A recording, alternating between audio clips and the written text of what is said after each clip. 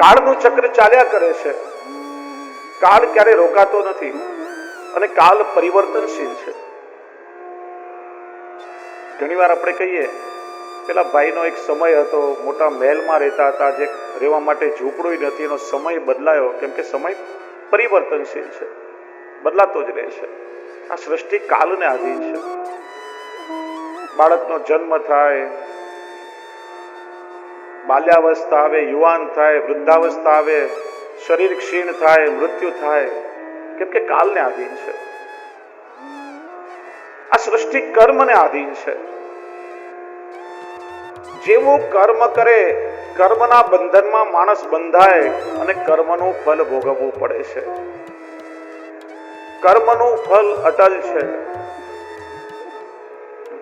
એક નાનકડું ઉદાહરણ આપીને સમજાવું. એક માણસ રસ્તેથી પસાર થઈ રહ્યો હતો અને વચ્ચે કેસર કેરીનો બહુ સુંદર બગીચો આવ્યો. ઝાડ પર પાકેલા સુંદર કેસર કેરીના ફળો લટકતા હતા. પેલાની નજર પડી. કેરી જોઈ કોણે? આંખોએ. આંખ ચાલીને ના જઈ શકે. પેલાનું મન લલચાયું, પગથી ચાલતો ચાલતો ઝાડ પાસે આવ્યો. કેરી જોઈ આંખોએ, ચાલીને ગયા પગ, પણ પગ કેરી તોડી ના શકે. ઝાડ પર ચડ્યો, હાથેથી કેરી તોડી. જોઈ આંખોએ, ચાલીને ગયા પગ, તોડી હાથોએ, તોડીને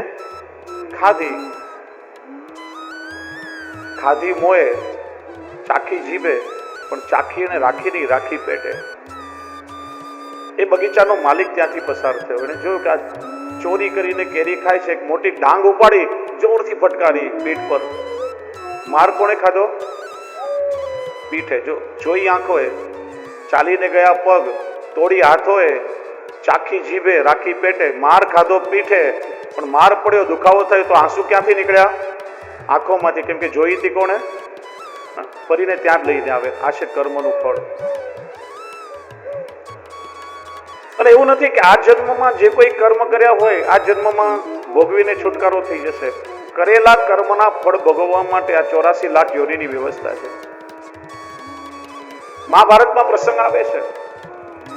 યુદ્ધ પૂરું થયા પછી ધૃતરાષ્ટ્રે પૂછ્યું કે પ્રભુ, મને હસ્તિનાપુરનું રાજ્ય, વૈભવ, સત્તા, સંપત્તિ મળી, 100 દીકરાઓ થયા, પણ મારું એવું કયું કર્મ હતું કે 100 દીકરાઓ મારી સામે જ મૃત્યુ પામ્યા, હું આંધળો થયો? ભગવાને એને દિવ્ય દ્રષ્ટિ આપી. પૂર્વ જન્મનું સ્મરણ થવા લાગ્યું. કેટલાય જન્મો પાછળ ગયો. જો કે એ જન્મમાં એક શિકારી હતો. એક વૃક્ષ નીચે કબૂતરો દાણા ચડી રહ્યા હતા. એમને પકડવા એક બારીક લોખંડની જાળ ગરમ કરીને ફેંકી.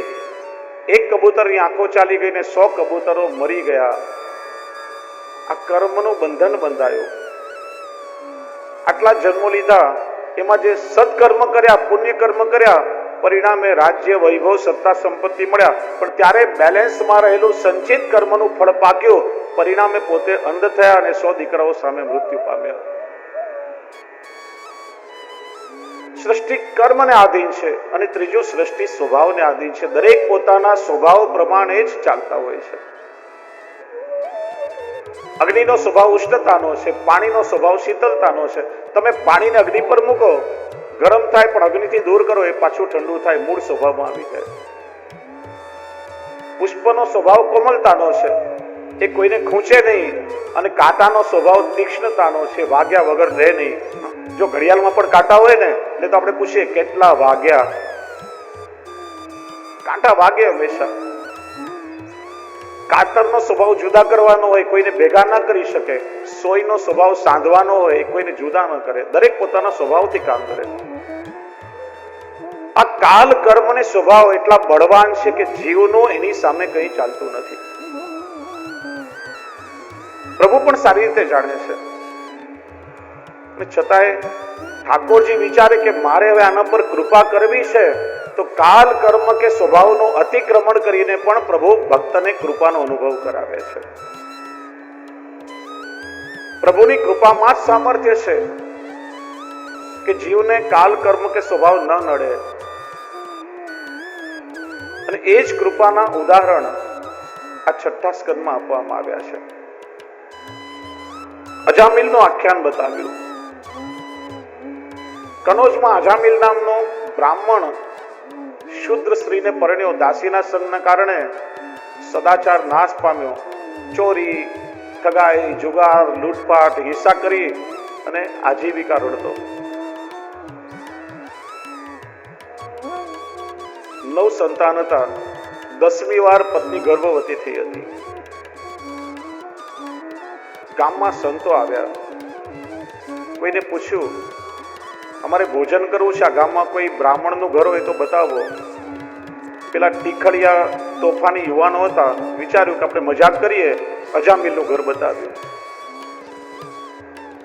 સંતો આવ્યા, વિચાર્યું કે આપણને ખોટું સરનામું અપાયું લાગે છે, પણ આપણે આવ્યા છીએ તો આપણે કંઈક કૃપા કરવી જોઈએ. ભોજન કર્યું. પેલી અજામિલની પત્નીને કે બ્રાહ્મણોને ભોજન કરાવ્યું, પણ દક્ષિણા આપ્યા વગર બ્રાહ્મણ ભોજનનું ફળ ના કરે, અમને દક્ષિણા આપો. કે મારી પાસે જે હતું એ બધું વેચીને તો તમને જમાડ્યા, દક્ષિણાનું મારી પાસે કંઈ નથી, કે મારે રૂપિયા નથી જોઈતા, તું ગર્ભવતી થઈ છે એટલું જ આપણે દક્ષિણામાં જોઈએ કે તારા પુત્રનું નામ નારાયણ રાખજે. વિચારો કે આટલો પાપી છે, દુરાચારી છે, આમ તો ભગવાનનું નામ નહીં લે, આમ તો ક્યારે હાથમાં માળા નહીં લે, પણ વારે ઘડીએ દીકરાને બોલાવવા માટે નારાયણ નારાયણ પુકારશે ને તો એ પ્રભુના નામથી એનો ઉદ્ધાર થશે. અને દીકરાનું નામ રાખ્યું નારાયણ. 80 વર્ષનો થયો. કાળ નજીક આવ્યો. 3 ભયંકર યમદૂતનો જે ભાગ્યશાળી હતો કે કાળ દેખાઈ ગયો હતો, આપણને દેખાશે નહીં, અચાનક લઈ જશે. ત્યાં જ વિષ્ણુના દૂતો આવ્યા. પેલા યમના દૂતો કહેવા લાગ્યા કે આના કર્મ ભયંકર ખરાબ છે, દંડ આપવા માટે અમે લઈ જઈશું. ત્યારે વિષ્ણુના દૂતો કે અનાયાસેના મુખમાંથી અંતિમ સમયમાં પ્રભુનું નામ નીકળ્યું છે, એને કરેલા કર્મના બંધનો કપાઈ ગયા, એને ઉત્તમ લોકમાં લઈ ગયા. શ્રી મહાપ્રભુજી કહે છે અનાયાસે પ્રભુનું નામ મુક્તિ નીકળ્યું, અને પ્રભુના નામમાં એટલું સામર્થ્ય છે. અજામિલાદે દોષાણામ નાશકોનું ભવે સ્થિત. અજામિલ જેવા પાપીના કર્મના બંધનો પણ કપાઈ ગયા. આ સાંભળી તો આશ્ચર્ય થાય. જીવનભર પાપ કર્યા હોય, નામ પ્રભુના નામથી એમ કર્મ કપાઈ જાય ખરા? હું તમને એક પ્રશ્ન પૂછું કે હિમાલય જેટલો કે આ પાવાગઢ જેટલો રૂનો મોટો પર્વત હોય, એને સળગાવવા માટે કેટલા ટન કોલસા જોઈએ? રૂનો મોટો પર્વત હોય, એને સળગાવવા કેટલા ટન કોલસા જોઈએ? કહો. એક ચિનગારી જ કાફી છે. એમ જીવ ભલે ગમે તેટલા દોષોથી ભરેલો હોય, પણ પ્રભુની કૃપામાં એટલું સામર્થ્ય છે કે પ્રભુ કૃપા વિચારે ને તો જન્મ જન્માંતરના જીવના દોષો બળી જાય છે. ભગવત નામનું મહાત્મ્ય અહીંયા પ્રગટ કર્યું છે. શ્રી મહાપ્રભુજી આજ્ઞા કરે છે રૂપ નામ વિભેદેન જગત ક્રીડતી યોયત. ભગવાન પોતાના સ્વરૂપ અને પોતાના નામ દ્વારા 2 પ્રકારે લીલા કરી જીવનો ઉદ્ધાર કરે છે.